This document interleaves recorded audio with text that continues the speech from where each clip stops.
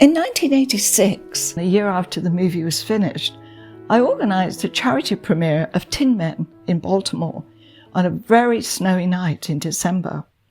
The city authorities closed down streets so that limos with the actors from the film, as well as dignitaries and famous guests, could drive free and clear of traffic. They even set all the traffic lights to green. After the excitement of putting together my first premiere, a famous New York publicist arranged another premiere of the film at the Museum of Modern Art in New York. It was a great venue for the star-studded party afterwards, but Danny DeVito wasn't too impressed with the finger food and suggested we make our way to Little Italy for real grub. "Come on, Marie," Danny said to me, as a few of us, including Bill Murray, looking very French in his black beret, walked outside to waiting taxis. "I'm on my bike," Bill replied. Danny looked at me and winked. "No problem. We can take it in the cab."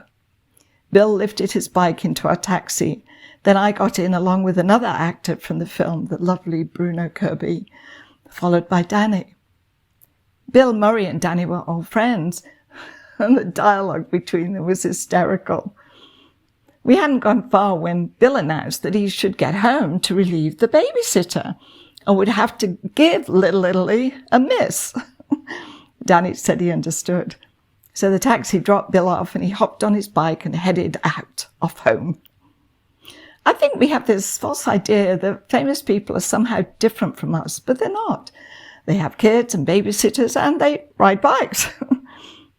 They're also responsible human beings. Well, for the most part anyway, which is what I liked about Bill Murray. He could have gone to the Italian restaurant and not bothered about getting back so that the babysitter could go home. But he didn't. It doesn't matter who we are. We have a responsibility to ourselves and to others. It's particularly relevant in this crazy time in our history where it's so important to literally respect each other's boundaries. Ironically, it seems that social distancing and self-isolation are actually bringing us together. What a wonderful thing that is. I pray that it stays this way. Back in Malibu at Barry Levinson's home overlooking the Pacific Ocean, I continued to read scripts and assist Barry and his family in day-to-day activities. Not hard work at all. Then we were soon back at the Disney Studios after Barry was asked to direct a film entitled Good Morning Vietnam, which would star Robin Williams. The script had been written by one of the writers of the TV series MASH, Mitch Markowitz, and was based on a true story about Adrian Cronauer, a DJ at a radio station in Vietnam during the war. At the first production meeting, it was decided that the film would be made in Thailand, since this was similar terrain to Vietnam and because it was inexpensive to shoot there. Inquiries had been made with producers in Southeast Asia and England who'd previously worked in Thailand on features, and all reports were good. So our producer, Mark Johnson, began to assemble a crew, most of whom were British and had worked on The Killing Fields, which was filmed in Thailand. While I was involved in casting actors at the Disney studio, where we still had an office, a young lady in Bangkok was recording young men on tape who she thought would be appropriate to take the roles of American GIs. Unfortunately, because her English wasn't the greatest, she didn't really have a good ear for an American accent, or an English one for that matter. Consequently, she recorded anyone who could speak a little bit of English, even those with very strong accents. These included German, Swiss, French, Italian, Australian, and the list goes on. I think you get the drift. There was nothing even close to an American sound to be heard. Barry threw up his hands in frustration, turned to me and said, "You better get over there, Marie." The producer agreed. "I hope your passport is up to date," he said. Thankfully, my Canadian passport was. I should just mention here that I was still illegal in the States and did not have a green card, a work visa. I'd moved to Los Angeles in 1980 and realizing that I needed a social security number in order to open a bank account, I went into a local government office in Torrance, where I lived at the time, and filled out the necessary paperwork. Then a girl handed me my social security card with a valid number, which meant I could use that number to work and pay taxes. The card should have been stamped, "Banking purposes only, not for work." That was indeed my lucky day. Then in 1986, when President Reagan granted amnesty to any undocumented workers who'd entered the country illegally before 1982, I fit the profile. I hired an immigration lawyer, a Brit actually, and began my application. He then gave me the bad news. I couldn't leave the States for longer than 30 days at any one time, which meant that I couldn't go to Thailand, where I would be for several months. I told the lawyer that I didn't care and that I was definitely going. "Your application will be null and void if you leave the country for that length of time," he informed me. When I told him that I was still going, he informed me that he'd be unable to represent me. "It's too risky," he said. Well, since I thrive on taking risks, this was another challenge that I welcomed.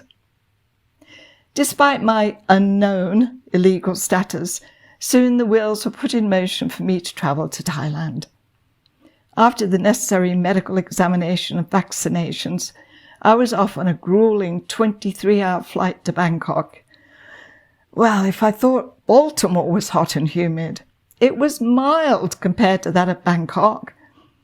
I arrived in February to a temperature of 33 Celsius for the Brits, 92 Fahrenheit, and high humidity.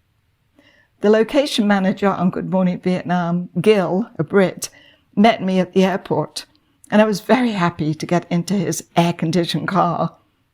He took me to the luxurious Hilton Hotel where the crew was staying, and where I would spend the next 8 months. Despite jet lag, I immediately felt a sense of peace in this magnificent hotel.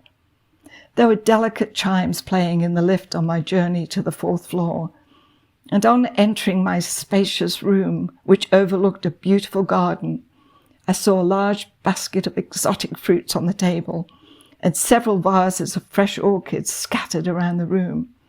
There were even fresh orchids in the bathroom. During my time in the Hilton, orchids were a constant in my room, regularly replenished and never allowed to wither. This was my introduction to the kind, generous, sweet, and peaceful nature of the Thai people, and I felt so fortunate to be given an opportunity to experience another culture and country. I was getting paid too. It's a well-worn cliché that travel broadens the mind, and although the geography and history of a country may be important, it's really the people and their customs that help us understand a foreign country. Gil arrived the next day to take me to the production office, which was in walking distance from the Hilton. There were only a few crew members to begin with, a mixture of Thai, British and Americans. The rest would be arriving a few weeks later. In the meantime, I needed to get the local casting process underway. I met Rasami, the Thai woman who'd been putting foreigners on tape to play Americans, and we began a plan of action. I needed to cast 43 speaking roles and find 500 young men to play American GIs. It was going to be a challenge, but I knew I could do it, with Rasami's help, of course. Within only a few days, I'd set up auditions for several Vietnamese and Americans who were working at the American Embassy, as well as local Thais to pass as Vietnamese. Since I needed to cast several bar girls for a major scene, Rasami suggested I go to Pat Pong, the red light district. She said I might also find men there for the American roles. I think that was a given. However, she said she wouldn't be able to go with me because it was not proper for a respectable Thai woman to visit Pat Pong. So I commandeered Gil, and we both went off to explore the bars. Wow, what an experience that was. I saw Thai girls on stage doing amazing and horrifying things with their vaginas, using a variety of objects, including bananas, eggs, razor blades, even a snake. Oh, it was beyond belief. At one bar, a girl placed a very large, long magic marker inside her vagina, and shimmying her hips around and around and back and forth, she drew daisies on a large piece of white paper on the floor. Because I was sitting very close to the stage, I could see everything in detail. "What's your name? Where are you from?" the artist asked me in her broken English. I told her. With the magic marker still firmly affixed inside her vagina, she wrote for Mary, spelled M-A-R-Y, Mary, at the bottom of the drawing, and handed it to me. I was taken aback by this generous gesture. Gil thought it was hilarious, but it felt creepy to keep it. So on the way out of the bar, I handed it to Gil, who eventually put it on his office wall and happily regaled cast and crew with the provenance of the artwork. I'm not sure what happened to it. Adorning someone's bathroom, no doubt.